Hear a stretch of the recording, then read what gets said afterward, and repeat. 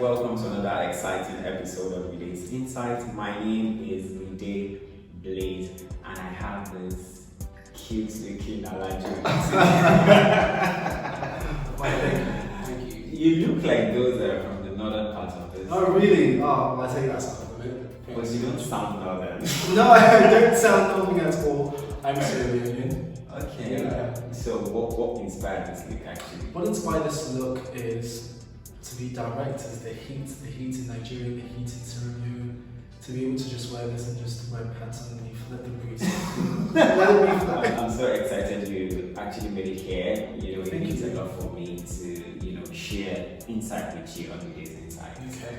Alright, so in a minute, tell the viewers your name. My name is Isaac, and I'm a young diplomat. You know, that's what it is, direct. Is that all? No, is that Oh, all? I have a feeling you're keeping something. Am I keeping something? I'm a coach. I'm a life coach as well. And what else? I'm a motivational speaker.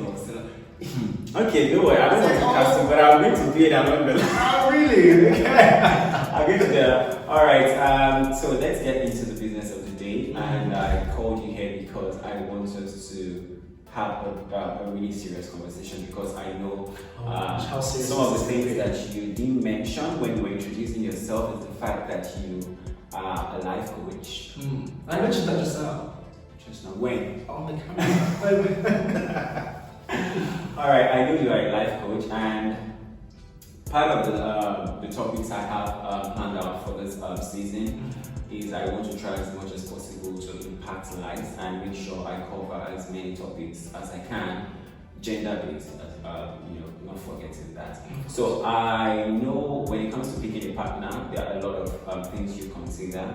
There are a lot of things you look out for. There are qualities you want to see in this particular person before you say, okay, I think we can actually do this. You can put a ring on it. Yeah. Okay. So I have a question for you, real quick. It's a short one, and I know you probably need to.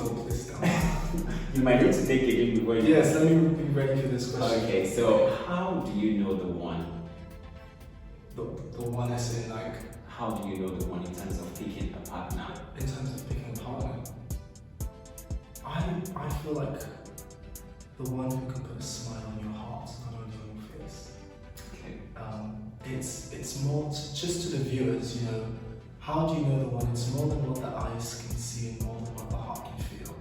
It's understanding the value of another person acknowledging you for the first time. One thing in life is we all want to be heard, we all want to be seen. Okay. And when you feel that you are seen, it changes the whole narrative moving forward.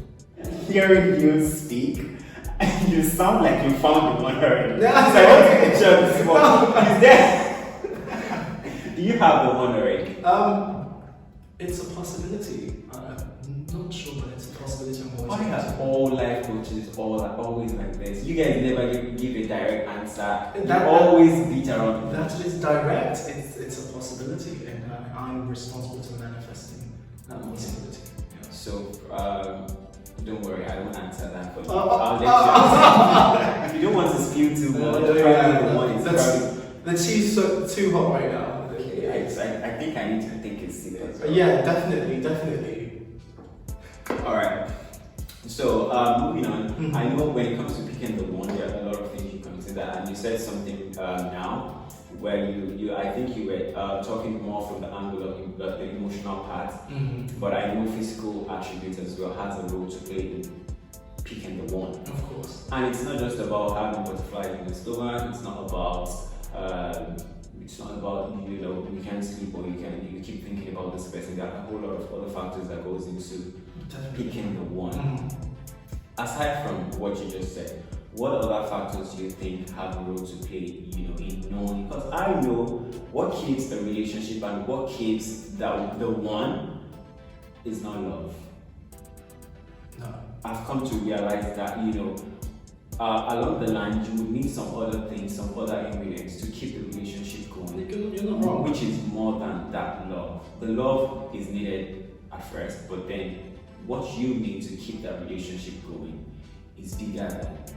I feel like commitment is one, but also knowing the one is all I say is you must be spiritually aligned. You know, spirituality is so much more than our physicality. And many a time, us young generation, us young people, especially men, women, you know, we sometimes overlook the spiritual aspect. Reason why I say that is because spirituality is not only about knowing that there is a God. Spirituality is first knowing who you are. You know, to the audience, let's go deep about this. Spirituality is first understanding who you are before you can understand another person. If you are not honest with yourself, how the hell are you going to be honest with another person? How are you able to love your imperfections and your flaws and embrace them? How the hell are you going to be able to love another person which is outside of you? You know, so spirituality and being spiritually aligned comes first, and that's when I believe we can be able to consider the physical aspects of things, not only the aesthetics, but to actions and behaviors. Okay. Yeah. All right. You mentioned spirituality now, and I don't want this to really get disorganized. So I want to, because I was in a group, and it happens to be a group that a friend of mine created. She's a Christian, and she's a deep one, just like me. And she was also having a conversation like this: how do you know the one? And then they started quoting Bible, started saying all sorts of things. I am a believer, so when I tell people sometimes that I'm a critical thinker, a lot of people associate being a critical thinker to being an atheist, the fact that you do not believe in God and all sorts of things like that. But for me, being a critical thinker is, you know, being able to put religion and other sentiments aside, judge things based on how they are. Okay. Because I feel like religion is one thing that will never make people. I kind of feel like the sentiment makes you not want to judge things rightly when you start putting in emotion. Oh, God says this, God says that. You know, you need to put that aside and treat issues as they are. Mm-hmm. When it comes to picking a partner, it's not just about religion, you know, waiting for that voice. And I think some of the things that I had that day was to say, oh, you need to listen to God's voice, pray over this. There is you cannot escape that. That also has a role to play in picking up a partner. Okay. But you don't make it be like the sole determinant of what should use to then decide on, okay, this is actually the person. That's the part I have a problem with. When people start mixing spirituality with some other things, I'm not saying you should not be religious. I believe it's not mixing spirituality with other things. There's a thin line between spirituality and religion. You know, and many people are blurred within those lines. And if I can try, because I can only try to create a clear path to this definition, how it defines for me that spirituality is being able to discover God for yourself, and religion, as we say, are the tools that has been provided for us, which can be the Bible, which can be the Quran, which can be whatsoever holy book that is transcribed to guide you through your path of awakening. But it is not your path of awakening. There is a difference. There is two distinct articles that is created to letting you hone your discovery, and that is what it's been tarnished. Religion has been taking into the fact that this is who you are, this is what it is, whereas religion is only a guidebook, and your spirituality is you finding yourself, is you walking your path of awakening, and is you asking yourself the much needed scary questions that help you find strength in your vulnerability. I believe that is what God wants for you, and I believe that is what you want for yourself is what God wants for you. Okay, so let me leave it because I feel like we're getting too deep, and I go deep. Okay, so let's say for example, a young girl walks up to you.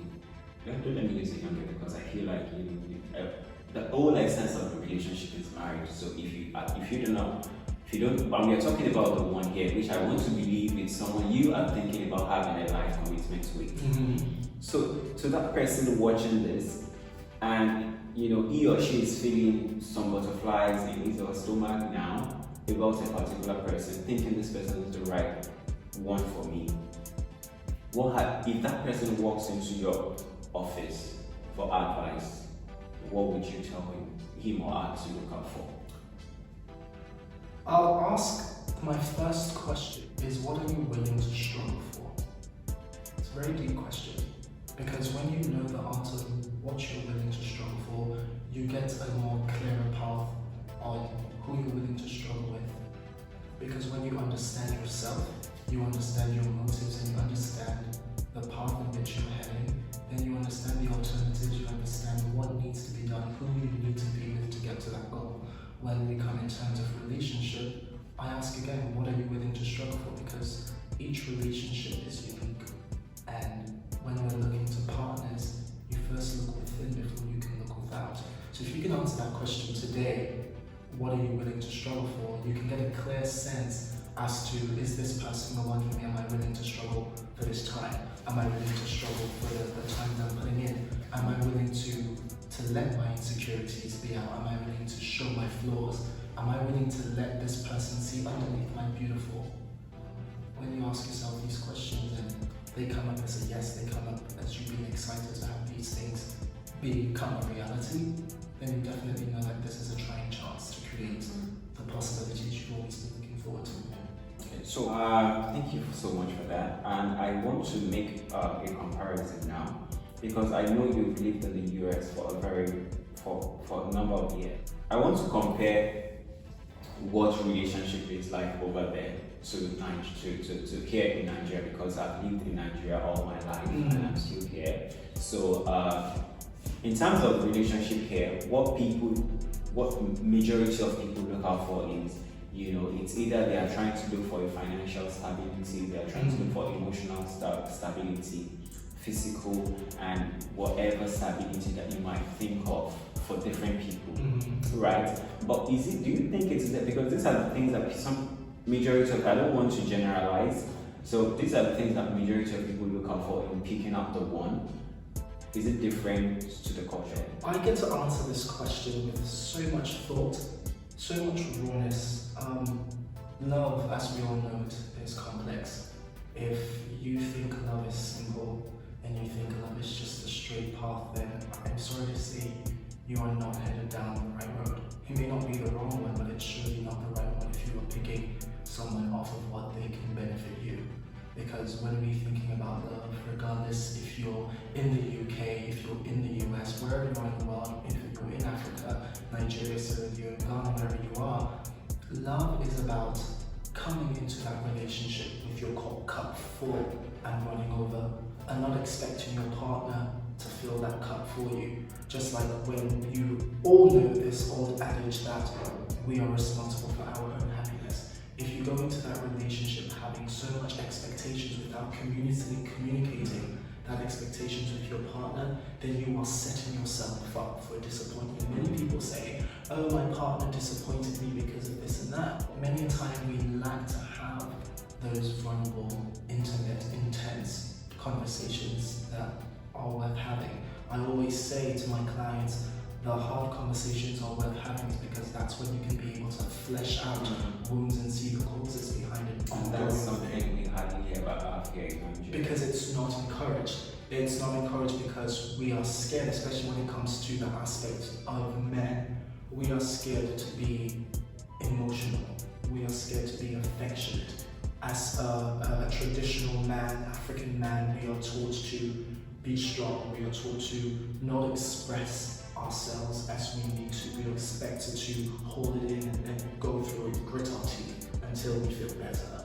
And that is one of the causes of failing relationships at early stages. When I've observed relationships in the Western world in regards to Africa, I see that we have these complex traits as to people falling in love for love. It happens in Africa too.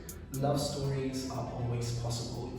We create our own love stories, and you watch me out there, man, you create your own love story. Don't let anyone put you or feed you into marrying for love, marrying for wealth, marrying for a better future. That is one thing that can be created out of the love that you're going into. I've seen many relationships fail because people are going into what they can get out of it, and they stay in those relationships because of what they can get out of it. But the one thing that matters bed and can ask yourself for each day, am I happy where I am? And if that answer is a sigh, like just what I was sighing. If the answer is a big sigh, like, then we come back to the same. You know, the reason why I never want to go see a life coach is because I feel like you just give me so many questions in my head, because I'm someone who I think a lot, and for me, the questions matter to me more than the answers. Mm. So when I'm trying to seek clarity in most cases, I have like a million questions in front of me. It could be a scenario, and then I create different questions out of it, and from there I start thinking. So I'm an overthinker. So I think about everything thoroughly, and I feel like going to see a life coach is just going to complicate my head more. Yeah, because now I feel like that's what you're doing with me here on set. Well, you see, even like what you said, even before going, you think that it was going to be a complication. When we set out into life, when we set out into relationships and love, we sometimes already have this outgoing intention. There is an intention, which is the underlying thing of why you do something, and there is an out, what I like to call an out tension. And that out tension is you putting it out into the universe that this is going to be complete, this is going to be whatsoever it is. And we sometimes see it blossom through that it does become complicated, even if it's not with the person you're happy with, but with it. For example, if you're going into an interview and you're supposed to get interviewed for a job, most of the time you're going with anxiety. Are they going to like me? Am I going to be so good? There's so many questions that happen. And you go into the interview room very anticipated, sweaty palms, and trying to think 5 steps ahead as to what are the right answers. But what if you change that? You're right in front of the door, and an angel pops and you right beside you and say, instead of going into this interview thinking of how they're going to love you, go into this interview showering with everyone with love, thinking, how can I give a smile to the next person I see? It automatically changes the thing. When you walk into this room, how am I going to put a smile on the first person's face? Oh my gosh, your dress looks so good! How am I going to like them? Am I going to like them? When you have an intention of putting a smile on someone's face, it stops becoming about you and it becomes a we thing. If we all focus on we, the world will become a much better place. I think that's why you're dressed like an allergy today. Because what? I just had to chip that in. Alright, thank you so much. We could be here talking all day because I feel like this is the session on its own. Wow, your session to our beautiful people. So I want to, I just want one word from you, in terms of answering the question, how do you know the one? In one word. One word. One word. How do you know the one? A heartbeat. Okay. Alright, I think on that note we can actually sign out. I hope we will be here all day, but and you can ask me right under the comments why a heartbeat, and I'll definitely let you know why a heartbeat. Okay, there you have it. Yeah, he's giving you a blank check. Just drop the questions and you definitely be responding to it. And some of the questions that he's not seeing, I'll make sure I go and drag him to come in to respond to it because my hands are we are waiting for us. Oh wow, okay. Alright, thank you so much for actually making our time. I hope we can really get to do this again sometime in the future because I know it was a distance. It definitely was. Alright, that's all signing out. Until I catch you again, my name remains Mide, please. And if you want to follow me or Isaac on any of the social media platforms, the Instagram handles are on the screen right now. Just do that, follow, like this video, share, and make sure you subscribe as well. Until see you again.